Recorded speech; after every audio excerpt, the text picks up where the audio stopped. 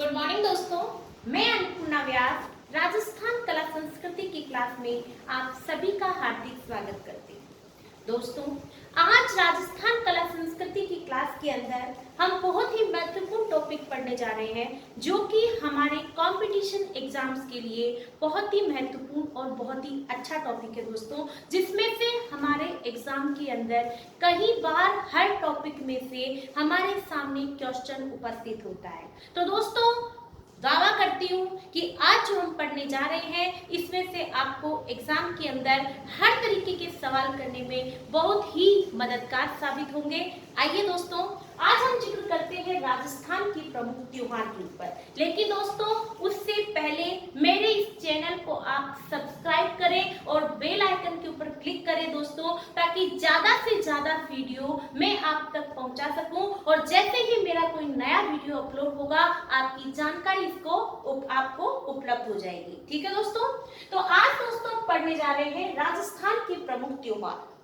राजस्थान हमारी संस्कृति, हमारे राजस्थान की संस्कृति, हमारे राजस्थान की धरोहर में दोस्तों त्योहारों के बिना सब कुछ सुना है। यदि त्योहार ना हो तो मनोरंजन कैसे हो, भाईचारे कैसे हो, हम परिवार के साथ उत्साह कैसे मनाएं। तो दोस्तों, त्योहार उत्साह का प्रतीक है, हमारे भाईचारे का प्रतीक है, हमारे राजस्थान की संस्कृति के अंदर हमारी प्रसन्नता का प्रतीक है राजस्थान के त्योहार। तो दोस्तों, आज हम पढ़ने जा रहे हैं राजस्थान के त्योहार। दोस्तों, त्योहार को समझने से पहले मैं आप लोगों को कुछ विशेष जानकारी दे देना चाहती हूँ, क्योंकि दोस्तों हम जानते हैं त्योहार किसी न किसी तिथि के ऊपर होता है, किसी न किसी डेट पर आता है, किसी न किसी दिन आता है। तो दोस्तों, दिन और तिथि का संबंध किससे होता है? दिन और तिथि के माध्यम से ही दोस्तों हम त्योहार तक पहुंच पाते हैं। तो दोस्तों, त्योहार पर पहुंचने के लिए हमें जानकारी होना बहुत जरूरी है कैलेंडर के बारे में। किसके बारे में जानकारी होना बहुत जरूरी है दोस्तों? कैलेंडर के बारे में हमें जानकारी होना बहुत ही जरूरी है, क्योंकि त्योहार कैलेंडर का ही एक आधार है। त्योहार को समझने के लिए कैलेंडर की जानकारी होना हमें बहुत जरूरी है दोस्तों, क्योंकि दोस्तों आप सोचो, यदि आपको एक कमरे के अंदर बंद कर दिया जाए और यदि उस कमरे के चारों तरफ से ना तो रोशनी आती है, ना ही अंधेरे का पता चलता है, आपको कुछ नहीं पता कि दिन हो रहा है या रात हो रही है, और यदि 10-15 दिन के लिए बिना किसी जानकारी, बिना किसी मोबाइल के, टेलीविजन के, न्यूज़पेपर के यदि आपको कमरे के अंदर बंद कर दिया जाए, तो आप बताइए आप कैसे 15 दिन बाद में जब आपको उस कमरे से बाहर निकाला जाएगा, तो आप कैसे पता लगाएंगे साथियों, कैसे आपको अंदाजा होगा कि आज कौन सी तिथि है? तो दोस्तों, इसकी जानकारी लेने के लिए कि आज कौन सी तिथि है, ये पता होने के लिए हमें किसकी क्या होना जरूरी है? हमारे पास में कैलेंडर होना बहुत ही जरूरी है। तो दोस्तों, कैलेंडर त्योहार का आधार है। कैलेंडर त्योहार का आधार है। ठीक है दोस्तों, अब सवाल उठता है कि कैलेंडर कितने प्रकार के होते हैं। तो दोस्तों, कैलेंडर जो होते हैं, कैलेंडर 4 प्रकार के महत्वपूर्ण होते हैं। कैलेंडर 4 प्रकार के होते हैं जिनकी जानकारी हमें होना बहुत जरूरी है। कैलेंडर कितने प्रकार के होते हैं साथियों? कैलेंडर 4 प्रकार के होते हैं। कौन कौन से होते हैं दोस्तों? सबसे पहले हम देखते हैं ग्रेगोरियन कैलेंडर।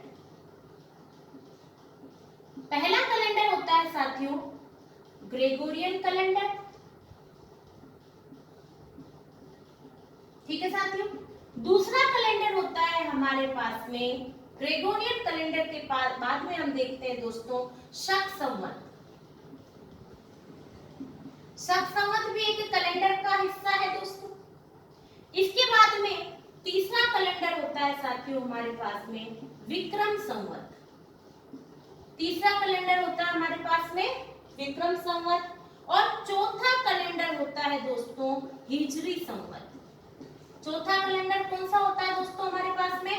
हिजरी संवत। तो दोस्तों कैलेंडर से ही हमें त्योहार की प्रमुख जानकारी मिल सकती है, त्योहार को जानने का तरीका मिल सकता है, क्योंकि हम जो त्योहार पढ़ते हैं हिंदू धर्म के अंदर वो हम विक्रम संवत के अनुसार पढ़ते हैं। मुस्लिम धर्म के अंदर जो त्योहार पढ़ेंगे दोस्तों वो हम हिजरी संवत के अनुसार पढ़ेंगे। और हमारे जो अंतरराष्ट्रीय तिथियों की जानकारी, अंतरराष्ट्रीय त्योहार, अंतरराष्ट्रीय जो निर्णय लिए जाते हैं वो ग्रेगोरियन कैलेंडर के अनुसार लिए जाते हैं। तो दोस्तों हमें इन चारों ही कैलेंडर की जानकारी होना बहुत ही जरूरी है। एक बार आप इन चारों कैलेंडर के नाम लिख लीजिए साथियों।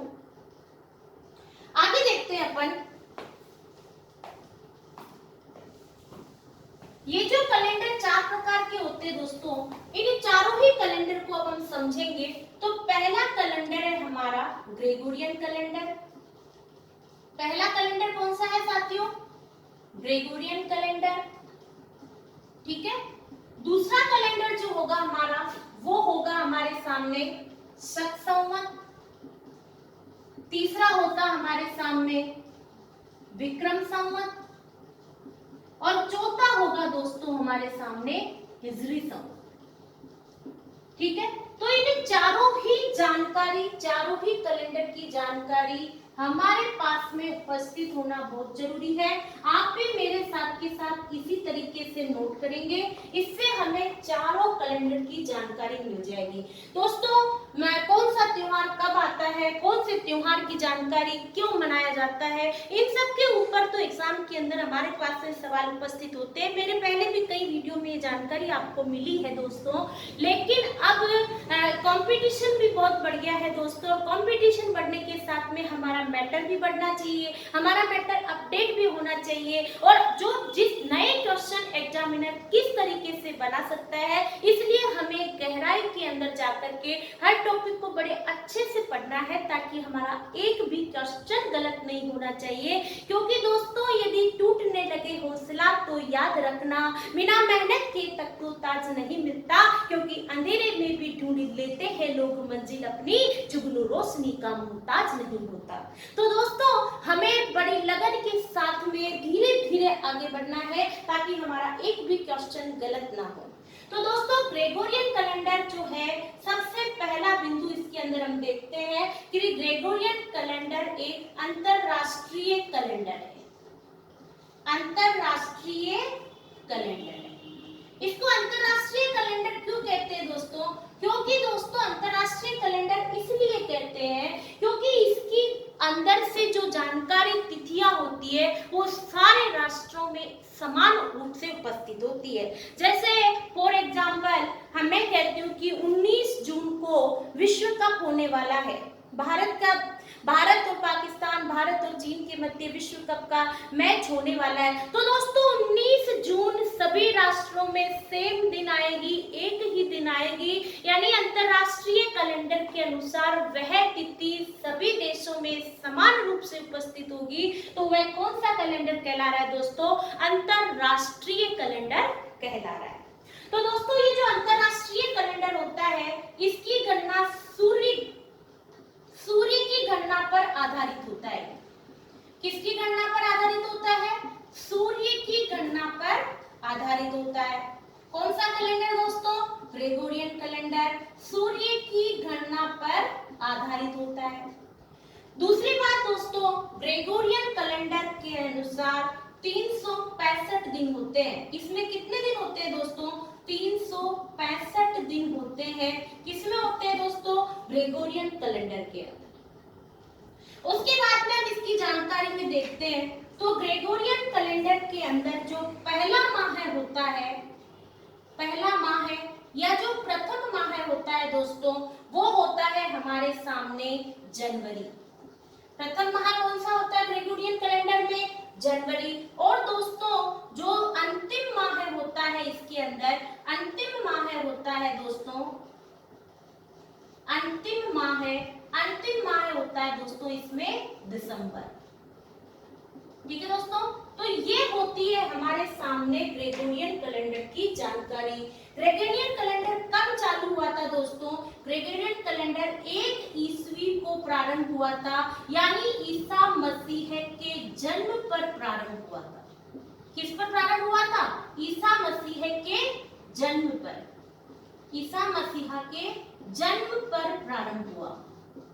ईसा मसीहा के जन्म पर प्रारंभ हुआ था। ठीक है दोस्तों, तो ये होती है हमारे सामने जानकारी ग्रेगोरियन कैलेंडर। उसके बाद देखते हैं दोस्तों शक संवत। शक संवत जो होता है दोस्तों, शक संवत एक राष्ट्रीय कैलेंडर है। कौन सा कैलेंडर है दोस्तों? राष्ट्रीय कैलेंडर है। शक संवत की गिनती किसके अंतर्गत होती है? राष्ट्रीय कैलेंडर के अंतर्गत होती है। ये शक संवत को 22 मार्च 1957 को इसे राष्ट्रीय कैलेंडर घोषित किया गया। राष्ट्रीय कैलेंडर घोषित किया गया। इसे राष्ट्रीय कैलेंडर घोषित कब किया गया दोस्तों? इसे राष्ट्रीय कैलेंडर घोषित किया गया। कब घोषित किया गया? 22 मार्च 1957 को इसे राष्ट्रीय कैलेंडर घोषित किया गया। ठीक है दोस्तों, इसके बाद में हम देखते हैं तो ये शक संवत के बारे में जानकारी ये है कि इसकी चंद्र गणना पर आधारित होता है। किस पर आधारित होता है? चंद्र गणना पर आधारित होता है। यह है किस पर आधारित होता है दोस्तों? चंद्र गणना पर आधारित होता है। इस कैलेंडर के अनुसार एक वर्ष में 354 दिन होते हैं दोस्तों, 354 दिन होते हैं एक वर्ष में। इस कैलेंडर के अनुसार कितने दिन होते हैं दोस्तों? 354 दिन होते हैं। ठीक है दोस्तों, एक वर्ष में 354 दिन होते हैं। और ये शक संवत जो होता है ये 78 ईस्वी को प्रारंभ हुआ था। कब प्रारंभ हुआ था दोस्तों? ये 78 ईस्वी को प्रारंभ हुआ था, ऐसा कहा जाता है। ठीक है दोस्तों, तो ये होती है हमारे पास में शक संवत की जानकारी। आगे देखते हैं दोस्तों हम विक्रम संवत के बारे में। तो यह हिंदू कैलेंडर कहलाता है। कौन सा कैलेंडर कहलाता है दोस्तों? हिंदू कैलेंडर कहलाता है। सबसे पहली बात, कौन सा कैलेंडर कहला रहा है? हिंदू कैलेंडर। हिंदू कैलेंडर का मतलब ये है कि हिंदू धर्म के लोग जो त्योहार और तिथि मनाते हैं वो विक्रम संवत के अनुसार मनाते हैं। दोस्तों हमारे एग्जाम में भी पिछले 2019 के अंदर एक एग्जाम्स में ये क्वेश्चन भी उपस्थित थे कि विक्रम संवत के अनुसार चैत्र शुक्ल तृतीया को राजस्थान में कौन सा त्योहार मनाया जाता है। तो दोस्तों उसके अंदर हमें बताना है कि विक्रम संवत के अनुसार, क्योंकि जो त्योहारों की गणना हम करेंगे वो विक्रम संवत के अनुसार ही करी जाएगी। ये सिर्फ और सिर्फ आपको कंफ्यूज करने के लिए ऐसा लिखा जाता है। ठीक है दोस्तों, तो हिंदू कैलेंडर कौन सा कैलेंडर कहलाता है साथियों? विक्रम संवत जो होता है वो हिंदू कैलेंडर कहलाता है। यह भी दोस्तों चंद्र गणना पर आधारित होता है। ये भी चंद्र गणना पर आधारित होता है। ठीक है, चंद्र गणना पर आधारित होता है। इसमें भी एक वर्ष में 354 दिन होते हैं। कितने दिन होते हैं दोस्तों? 354 दिन होते हैं। इसमें प्रथम माह है चैत्र का माह होता है दोस्तों। और जो इसमें अंतिम माह होता है दोस्तों, अंतिम माह है आपका फाल्गुन माह होता है। कौन सा माह होता है दोस्तों? फाल्गुन माह है। अंतिम माह कौन सा होता है इसमें? फाल्गुन माह है। और विक्रम संवत जो है वो 57 ईसा पूर्व प्रारंभ हुआ था। कब प्रारंभ हुआ था? 57 ईसा पूर्व। अब आप कहेंगे कि मैडम जी आप एक बार तो ईस्वी लिखती हैं और एक बार ईसा पूर्व लिखती हैं, तो दोस्तों हमारे कैलेंडर्स की गणना जो होती है वो ईसा मसीह के जन्म के प्रारंभ के बाद के समय और जन्म के पहले के समय के अनुसार होती है दोस्तों। तो दोस्तों 1 ईस्वी को ईसा मसीह का जन्म हुआ है, तो ईस्वी के बाद के जितने भी समय होंगे वो ईस्वी कहलाएंगे। और ईस्वी के पहले जो भी घटनाएं घटित हुई है दोस्तों वो ईसा पूर्व के नाम से जानी जाएगी। ठीक है दोस्तों, यानी 57 ईसा पूर्व यानी विक्रम संवत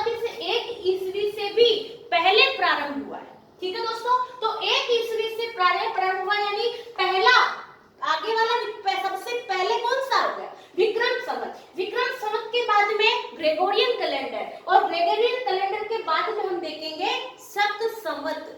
ठीक है दोस्तों, आगे चलते हैं अपन हिजरी संवत। हिजरी संवत जो है दोस्तों वह एक मुस्लिम कैलेंडर कहलाता है। कौन सा कैलेंडर कहला रहा है साथियों? मुस्लिम कैलेंडर। हिजरी संवत आपके मुस्लिम कैलेंडर कहला रहा है, और यह कैलेंडर दोस्तों चंद्र गणना पर आधारित है। किस पर आधारित है? चंद्र गणना पर आधारित है।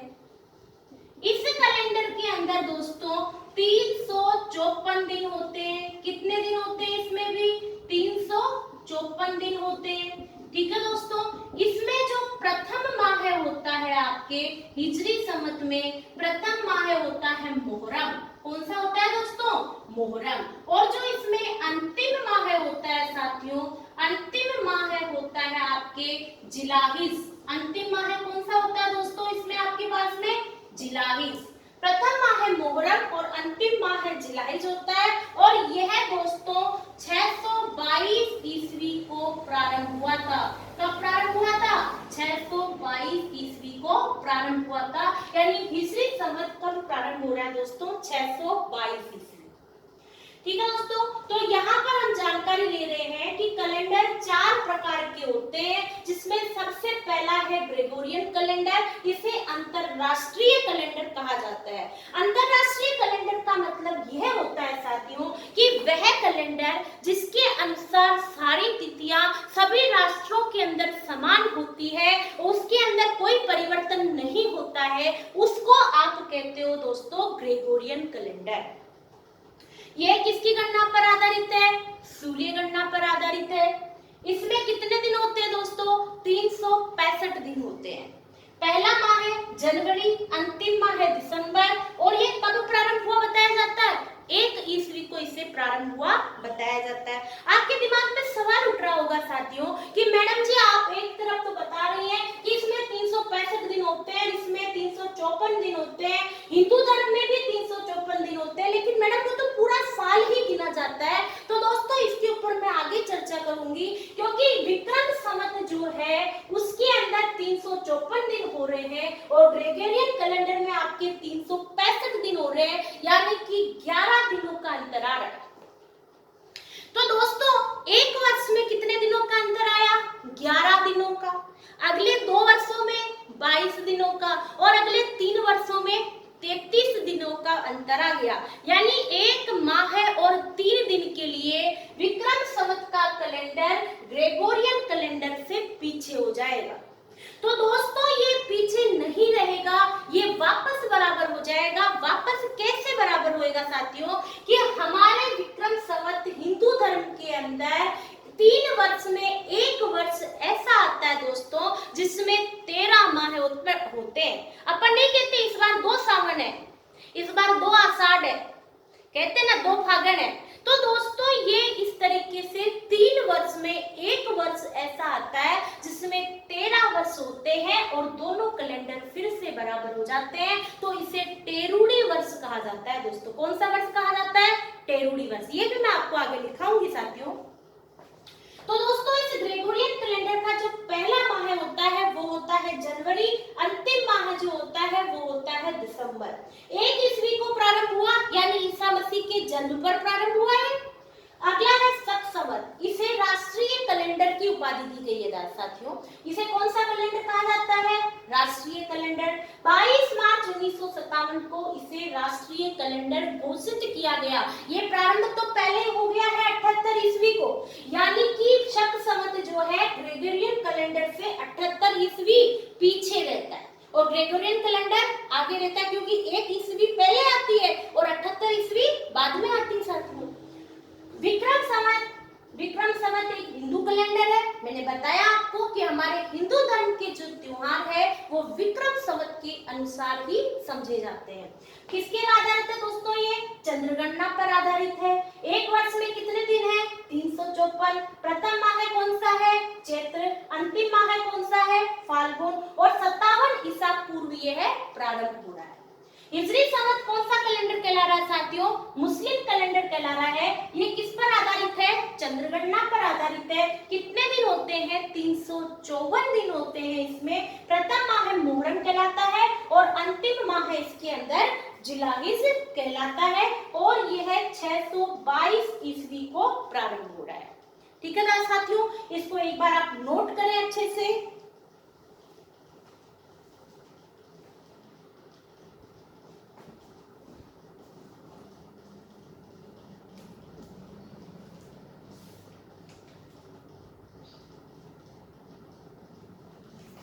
ठीक है दोस्तों, अब देखते हैं अपन आगे। कैलेंडर के अंदर ही चल रहे साथियों, अपन अभी कुछ तो महत्वपूर्ण बिंदु लिखेंगे अपन। दोस्तों साथ के साथ समझते रहना है और लिखते भी रहना है, इससे आपके नोट्स भी कंप्लीट होते जाएंगे। कैलेंडर, अब कैलेंडर के बारे में कुछ एक पहला बिंदु लिखे दोस्तों कि जो आपका ग्रेगोरियन कैलेंडर होता है, तो ग्रेगोरियन कैलेंडर की तुलना में ये दो लाइनें याद रखनी दोस्तों, इससे हमारे क्वेश्चन सोल्व होंगे जो एग्जाम में पूछे जाते हैं कि ग्रेगोरियन कैलेंडर की तुलना में ग्रेगोरियन कैलेंडर की तुलना में शक संवत ग्रेगोरियन कैलेंडर की तुलना में शक संवत 78 ईस्वी पीछे रहता है। ठीक है दोस्तों, ठीक। इसके बाद देखते हैं अपन विक्रम संवत की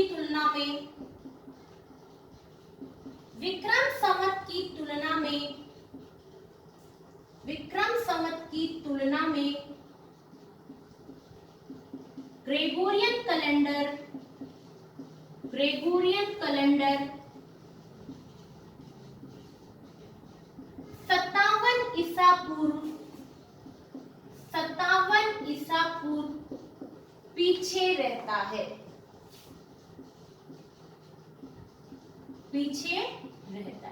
ये दोनों बिंदु आपको अच्छे से याद रखने दोस्तों, इसके ऊपर आप बहुत महत्वपूर्ण बिंदु है, इनसे हमारे अभी जो मैं आगे आपको क्वेश्चन कराने जा रही हूँ वो आपके बिल्कुल सही होने के चांसेस रहेंगे। ठीक है दोस्तों, तो अब देखते हैं अपन एक महत्वपूर्ण चीज और लिखिए दोस्तों। विक्रम संवत में आपके 354 दिन होते हैं। कितने दिन होते हैं दोस्तों?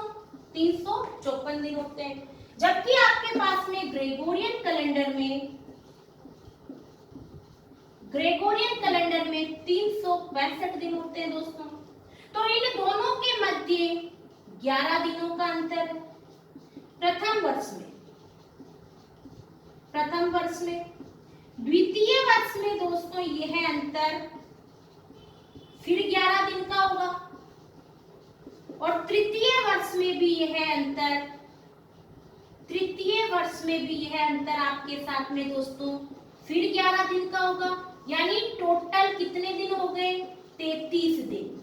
इसका मतलब विक्रम संवत जो है वो 3 वर्ष और 1 माह के लिए पीछे हो गया। कितने? 1 माह है वह 3 दिन के लिए पीछे हो गया। कितने समय के लिए?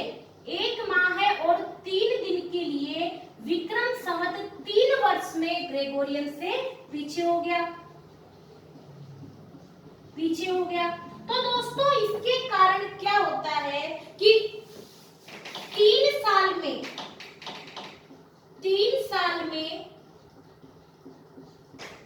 1 वर्ष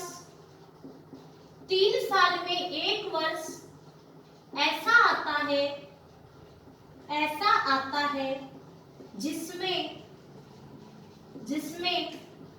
13 माह होते हैं। कितने माह होते हैं दोस्तों? 13 माह होते हैं। 3 वर्ष में 1 वर्ष ऐसा आएगा जिसमें 13 माह होंगे और 13 माह होते ही विक्रम संवत ग्रेगोरियन के बराबर हो जाएगा। तो यह वर्ष किस नाम से जाना जाएगा दोस्तों? टेरूडी वर्ष कहलाता है। ये कौन सा वर्ष कहलाता है? टेरूडी वर्ष कहलाता है। ठीक है दोस्तों, तो ये होती है हमारी एक विशेष जानकारी, इसको आप अच्छे से नोट करें एक बार।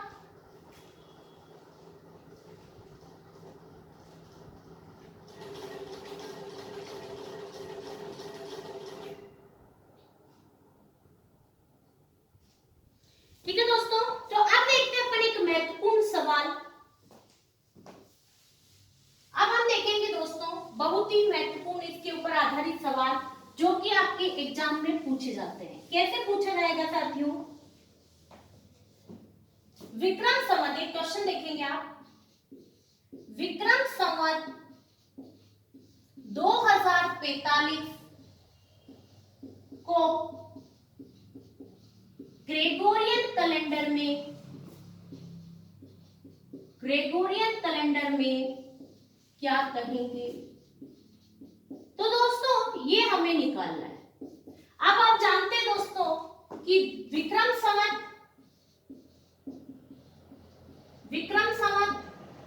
2045 हमें निकालना क्या है? Gregorian calendar.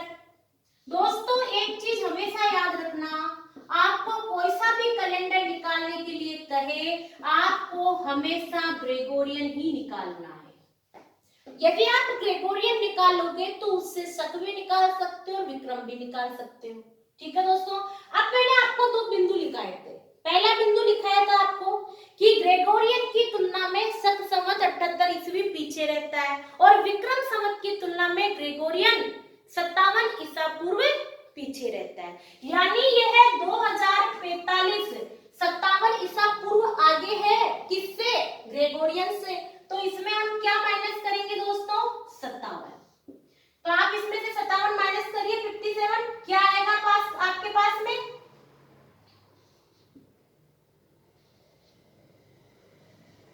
आपका आंसर क्या आ जाएगा दोस्तों? देखिए एक बार आप लोग इसको सॉल्व करके।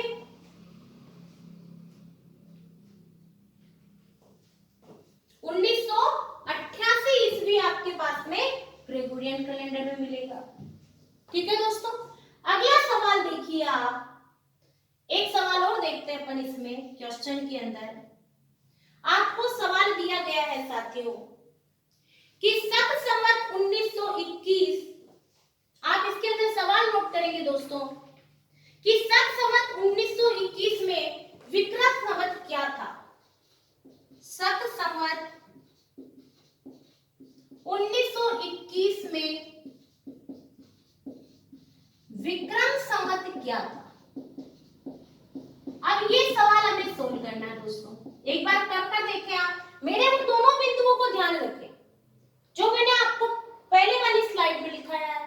दूसरी चीज, सबसे पहले हमें ग्रेगोरियन कैलेंडर निकालना है, चाहे वो कोई सा भी कैलेंडर निकालने के लिए कहे। अब देखिए दोस्तों, शक संवत हमें क्या दिया गया है? शक संवत दिया गया है 1921। ठीक है दोस्तों, हमें निकालना है ग्रेगोरियन। हम जानते हैं शक संवत ग्रेगोरियन से 78 ईस्वी पीछे रहता है, पीछे रहता है। अब यदि मैं इसमें 78 जोड़ दूं तो क्या आ जाएगा? ग्रेगोरियन आ जाएगा। जैसे कि मैं बोलती हूं कि मैं आपसे 15 साल बड़ी हूं, ठीक है, तो आपकी उम्र कब निकलेगी? जब आप मेरे में से 15 माइनस कर लोगे। नहीं, सही बात है। तो उसी तरीके से शक संवत आपसे ग्रेगोरियन से 78 ईस्वी पीछे है। यानी यदि मैं इसमें 78 ईस्वी आपके सामने जोड़ दूं तो आपके क्या आ जाएगा? ग्रेगोरियन कैलेंडर आ जाएगा। ठीक है, तो मैंने इसमें जोड़ दिया 78। आप इसको जोड़ेंगे तो क्या आएगा आपके पास में?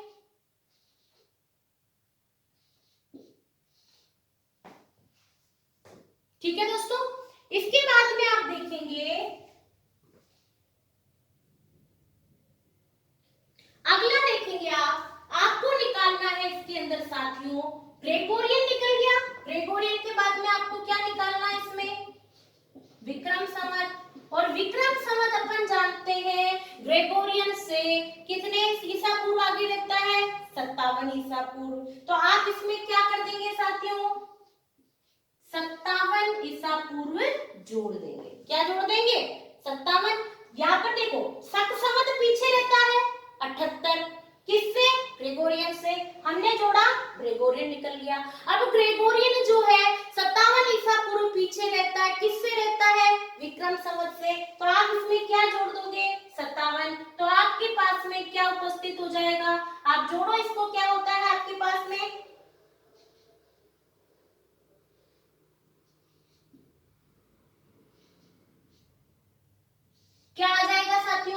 क्लास में? आपका क्या निकल जाएगा आंसर? 2050 आपका इसमें आंसर आ जाएगा।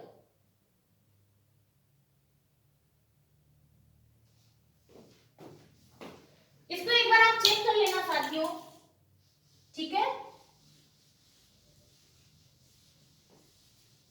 यहां पर देखा दोस्तों अपन ने ग्रेगोरियन कैलेंडर और विक्रम संवत और शक संवत हम कैसे निकालते हैं। अगली क्लास के अंदर दोस्तों हम त्योहारों की विशेष जानकारी लेंगे, जिससे हमें ये जानकारी मिलेगी कि हिंदू धर्म में कौन सा त्योहार मनाया जाता है, मुस्लिम धर्म के अंदर कौन से, सिखों में कौन से, जैन धर्म में कौन से, ईसाई धर्म में कौन से, सभी धर्मों से संबंधित त्योहार की जानकारी हम लेंगे। तब तक आप सुरक्षित रहें और अपना ध्यान रखें। मेरे चैनल को सब्सक्राइब करें दोस्तों। रोज मैं आपके सामने एक नए वीडियो के साथ उपस्थित होंगी, लेकिन दोस्तों मुझे इसमें आपका साथ और मोटिवेशन दोनों चाहिए। तब तक अपना ध्यान रखें और सुरक्षित रहें।